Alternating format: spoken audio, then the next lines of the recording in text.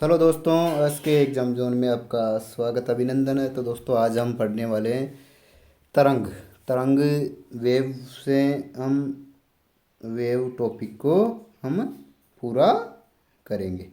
तो दोस्तों पहला है तरंग द्वारा एक स्थान से दूसरे स्थान तक मुख्यतः क्या स्थानांतरित होता है। तो दोस्तों तरंग द्वारा ऊर्जा स्थानांतरित होता है।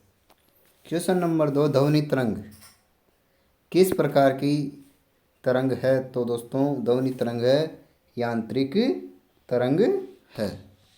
अगला, निम्न में से कौन सी तरंग निर्वात में भी संचरित हो सकती है। तो दोस्तों प्रकाश तरंग निर्वात में भी संचरित हो सकती है। अनुप्रस्थ तरंग में माध्यम के कणों का कंपन किस दिशा में होता है। तो ये होता है दोस्तों तरंग की दिशा के लंबवत। अगला, तरंग की एसआई इकाई क्या है। तो तरंग तरंग नहीं तरंग दैर्घ्य तरंग दैर्घ्य की एसआई इकाई क्या है। तो दोस्तों इसका राइट आंसर मीटर होगा।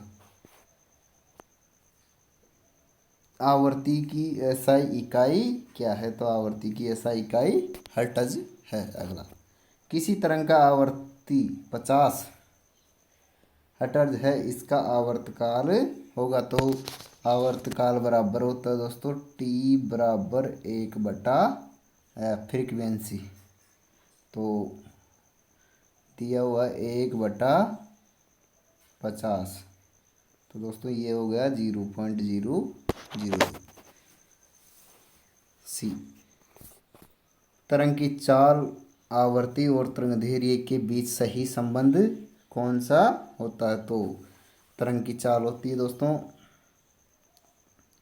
वेवलेंथ वेवलेंथ बराबर आवर्ती गुणा तरंग दैर्घ्य। तो तरंग दैर्घ्य का ये लेमडा। तो राइट आंसर होगा दोस्तों option number D is right answer. अगला, यदि किसी तरंग की आवृत्ति दो गुनी कर दी जाए, तरंग की आवृत्ति दो गुनी कर दी जाए और माध्यम वही रहे, तो उसकी चाल पर क्या प्रभाव पड़ेगा।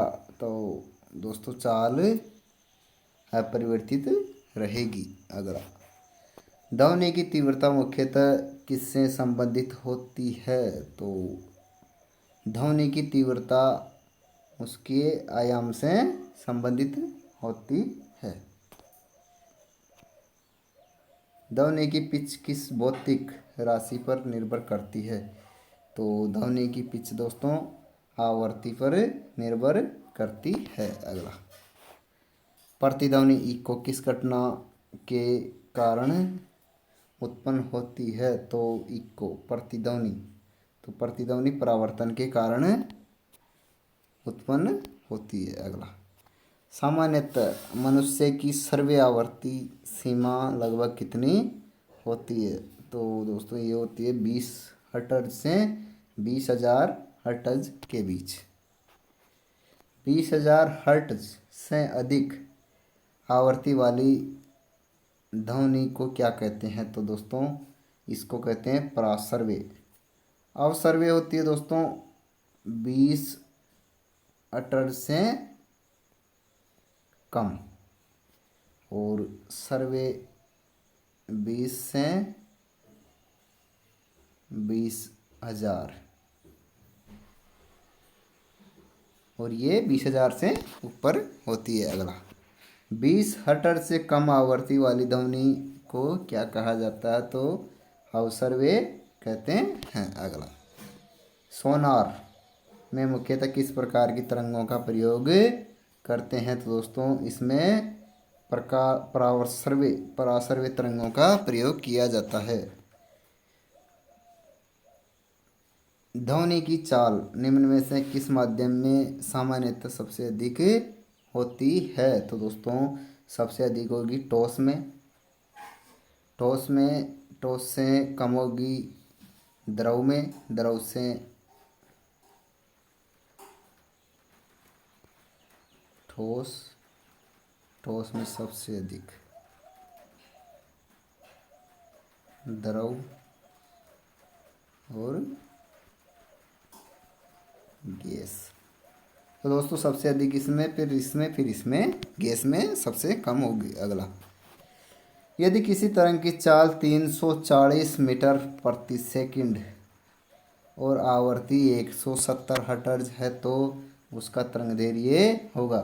तरंगदैर्घ्य बराबर चाल बटा आवृत्ति, तो 340 बटे 170, 70 दूनी 34, तो 2 मीटर। इसका राइट आंसर ऑप्शन बी होगा। अगला, समान आवृत्ति की दो तरंगें जब एक दूसरे पर अध्यारोपित होती है तो परिणाम स्वरूप प्रभाव किस घटना से संबंधित हो सकता है? तो ये दोस्तों व्यतिकरण से संबंधित हो सकता है। अगला, निम्न में से कौन सी तरंग अनुदैर्घ्य तरंग का उदाहरण है?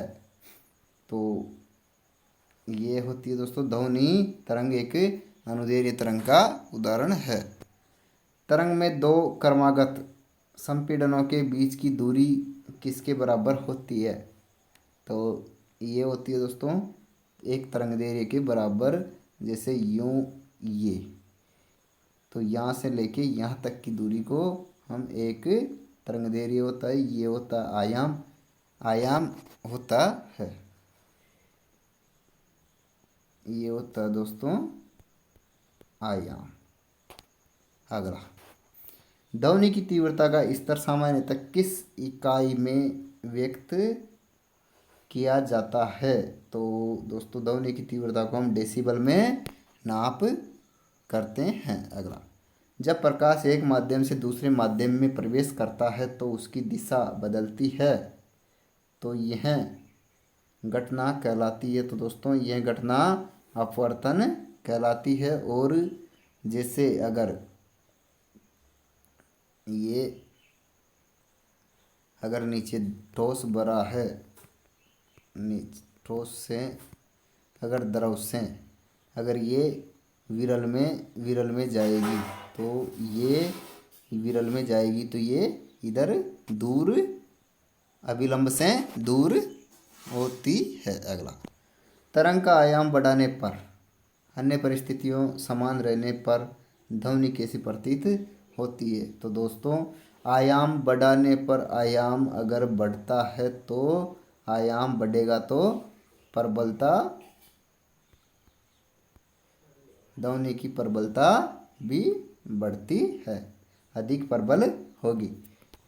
अगला, एक तरंग की आवृत्ति 100 हर्ट्ज और तरंगदैर्घ्य 3 मीटर है तो तरंग की चाल होगी। तो तरंग की चाल बराबर आवृत्ति गुणा तरंगदैर्घ्य, तो तरंग की चाल बराबर आवृत्ति गुणा ये तरंगदैर्घ्य। तो दोस्तों 3 गुणा 100, ये 300 मीटर सेकंड इसका राइट आंसर होगा। तो दोस्तों हमारी क्लास कैसी लगी? अच्छी लगी हो तो लाइक या शेयर या चैनल को सब्सक्राइब करें। Thank you.